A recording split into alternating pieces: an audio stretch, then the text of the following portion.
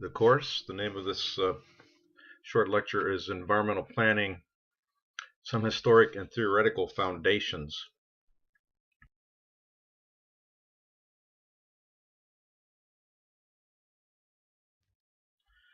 First, I'd like to get into the question of what is sustainable development. And according to the Brundtland Commission, which was commissioned by the United Nations back in 1987, they defined sustainable development as development that meets the needs of the present generation without compromising the ability of future generations to meet their needs. This definition, while accepted quite widely, was also criticized as widely due to its vagueness. What are needs, and how can they be compromised? There's a lot of open-ended kind of concepts in this definition, probably left that way deliberately by the Commission. But at any rate, that's the most widely recognized definition of sustainable development. Okay, sustainable development requires an environmental ethic excuse me, that defines the nature of our relationship with the environment based on a consideration and reconciliation of three values that we place on natural objects. The first value is that we place on natural objects, that is non-human objects, is an instrumental value, and that's purely anthropomorphic, and it asks, what can we do with this object? A second type of value that we can place on let's say, nature is an intrinsic value. What do we appreciate about it? For example, an eagle is a type of animal that we value. It has all sorts of meaning to us beyond what we can do with it. And then finally, there's an inherent value, which is what the ego actually is, irrespective of what we might think it is or we might want to do with it. For example, the value of a forest. It can be seen as a way to harvest timber for the use of for wood for construction purposes. It may have a value in this sense that we think of it as a place of tranquility, as a place of value to us psychologically as we interact with it. And then it also has this value to the wildlife that lives there. Think of it as a habitat value. So which value should we emphasize when we think about a forest? Each of us has our own sense of value regarding natural objects. Let's talk quickly about the evolution of environmentalism. Starting in the 1800s, you had a preservation movement, which was concerned about protecting nature for its own value, its own inherent value. Really, alongside that, you had a conservation movement, which advocated that natural objects should be used wisely, the wise use of resources. And this is clearly a utilitarian kind of concept regarding the environment. So these are really pretty inherently conflictual, obviously. As these began to be worked out into the early 1900s, where there was now a focus on public health. That is, this is sanitation through engineering, water systems, waste treatment, that sort of thing. Protecting against pathogens, protecting society against environmental pathogens. In the mid-1900s, let's say from 1960s or so, there was an environmental protection movement, which was really consisted of regulatory approaches that would reduce negative impacts on the environment. This was a pretty business, you might consider it kind of business as usual. We didn't want to really interrupt the economy, but we realized we needed to bring in some sort of protective measures. And then we get into the late 1900s and the early 2000s, where we had a variety of movements that emerged. There's an industrial ecology movement, which it was an approach to business development or business operations that values efficiency through a systems approach.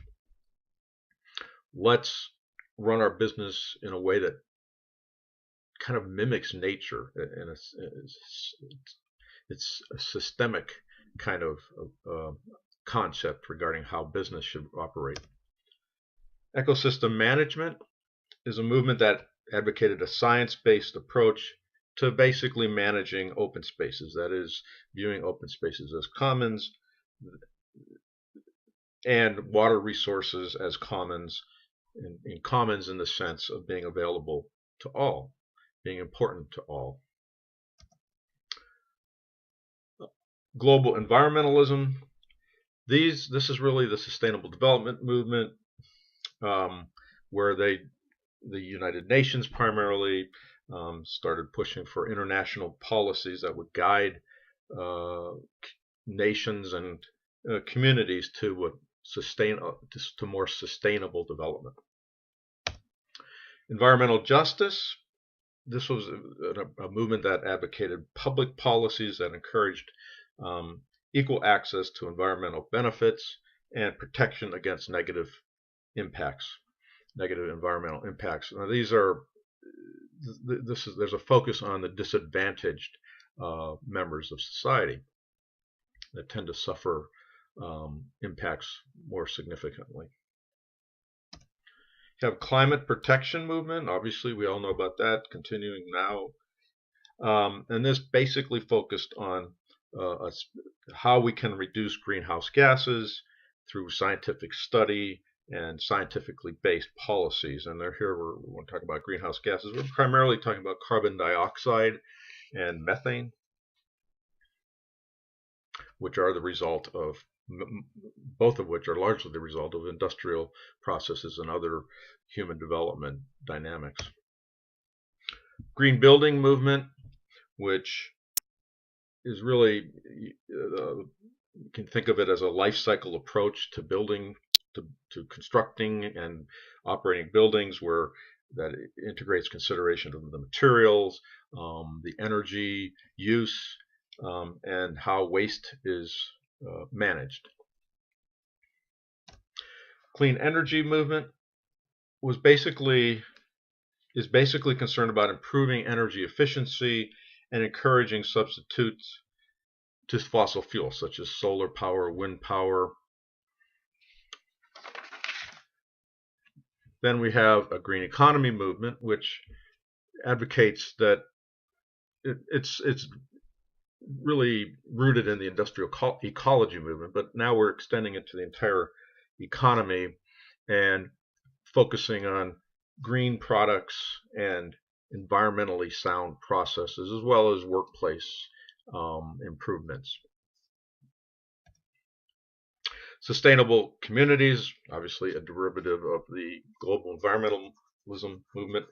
Sustainable communities are very, but this is taking those notions and bringing them to a place level.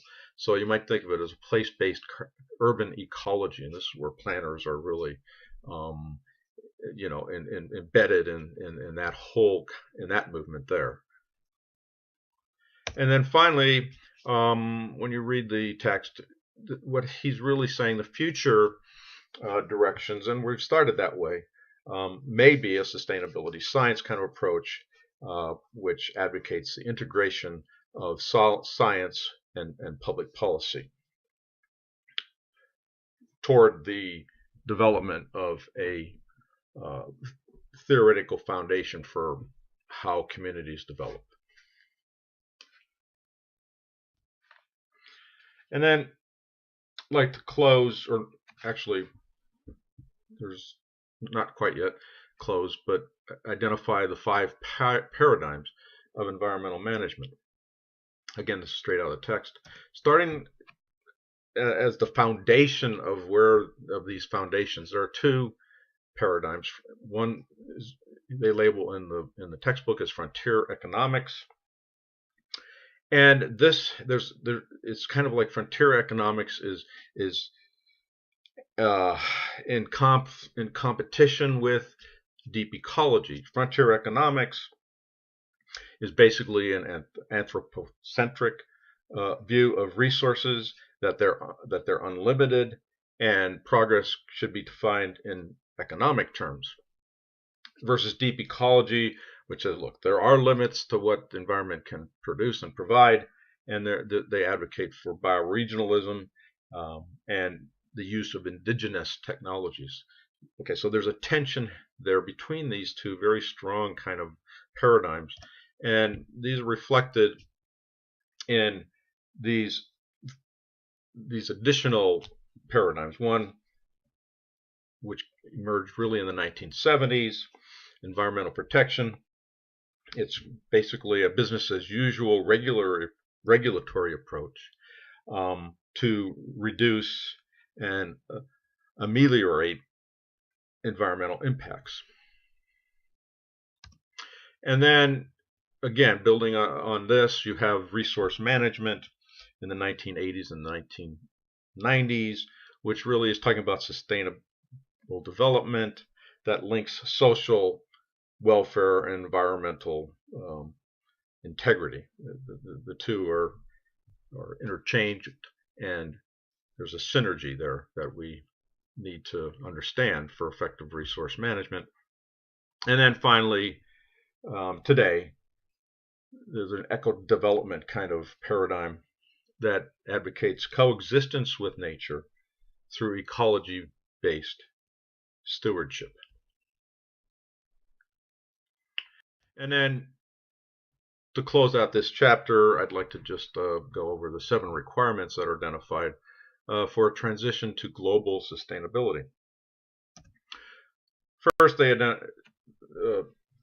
First requirement identified in the textbook is demographic transition to a stable population. In other words, we cannot keep increasing our population the way we have.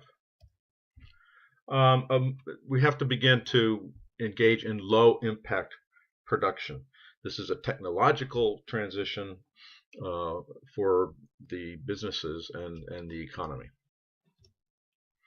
We need to move towards the idea that growth should be measured, or economic development should be measured qualitatively rather than quantitatively.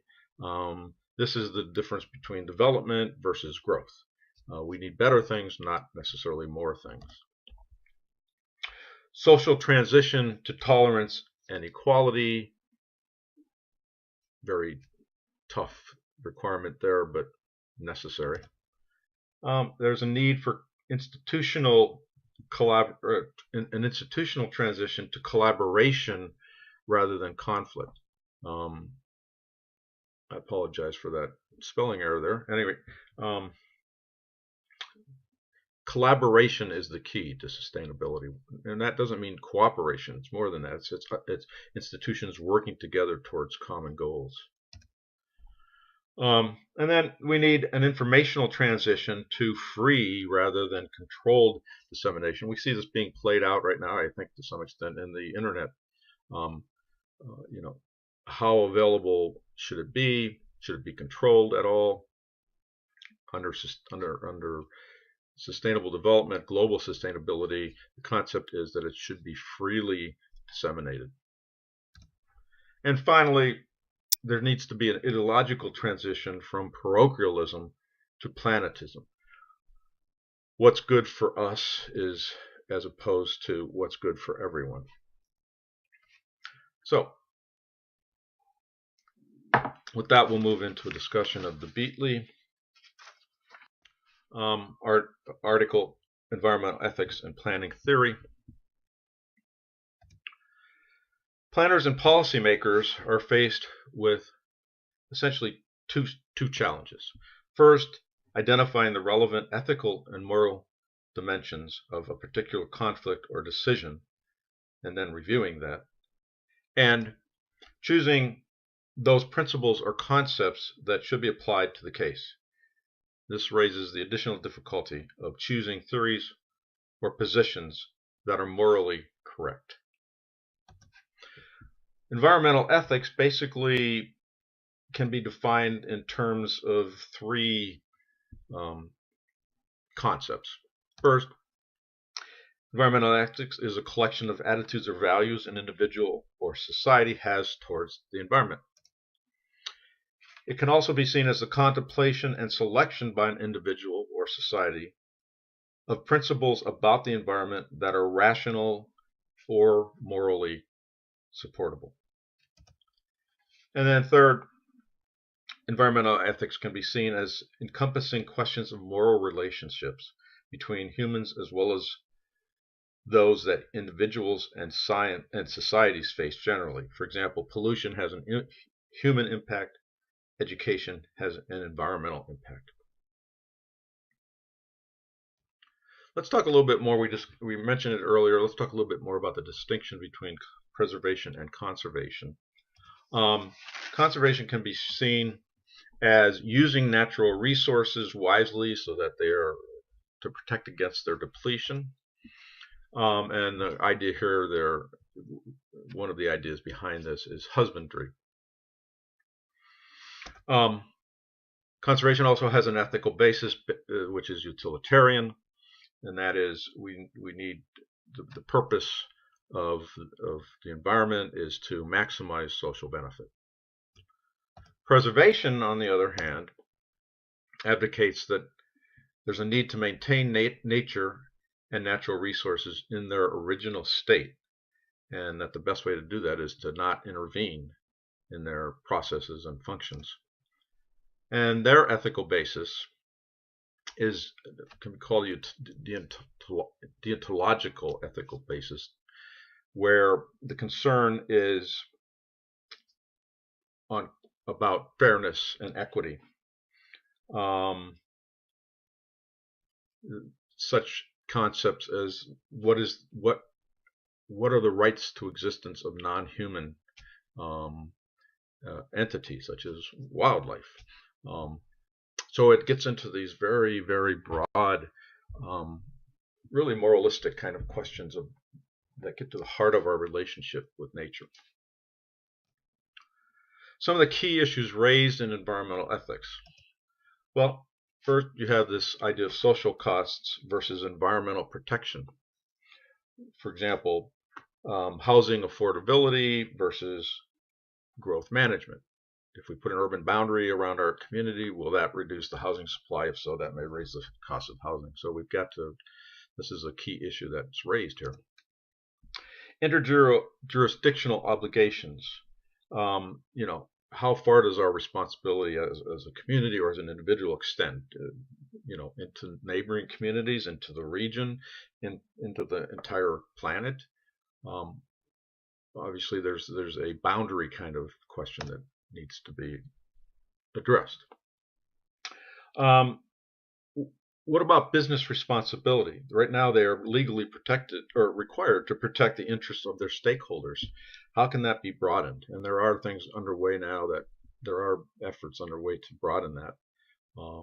But the dominant notion is that the purpose of business is to make profit. There's an obligatory kind of dimension or issue that's raised. And these focus on such things as the need for self-transcendence, a kind of a spirituality. On what basis should we value nature? Is sentience a valid basis to value life? Or does all life have equal value? What types of interests should be protected? There's basic interests and there's peripheral. Basic interest is eating. Peripheral is having leisure activities. And then such things as what is there a legal basis for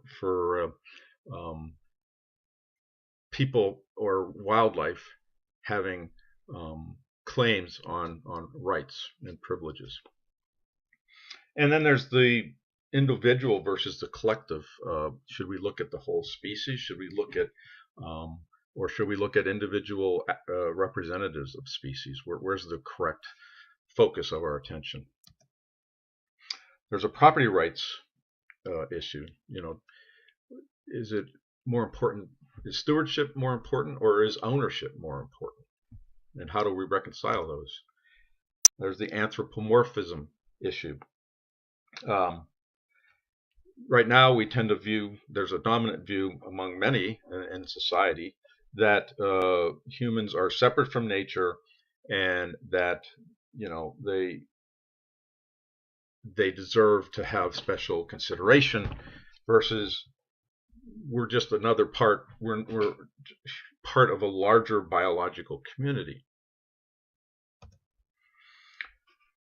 Then there's this sense of whether we should look at instrumental or intrinsic value, which we've talked about already. And finally, there's the futuricity problem, which is really how do we protect the environment for future generations? How distant in time should we only limit our time consideration to the good of immediate posterity or beyond that? How much is necessary or appropriate? We don't know what future technologies will be. Maybe we won't need as much of a particular resource then than we do now. Then there's this whole idea of reversibility, and how do we avoid action? How can we avoid actions that have irreversible consequences? So these are some of the key issues that need to be resolved, and which are embedded in environmental ethics. And really, we can see the communities at the intersection of this whole environmental challenge. We have, we need to have jobs, and just we need to develop resources. But we also realize that trees have a function, forests have a function. So we need to protect open space. But we need places for people to live. So, how can we protect open space and still give people space to live? And then finally, there are all sorts of creatures that are our fellow inhabitants that we need to protect, if possible, as much as possible, and consider in our public policy decisions.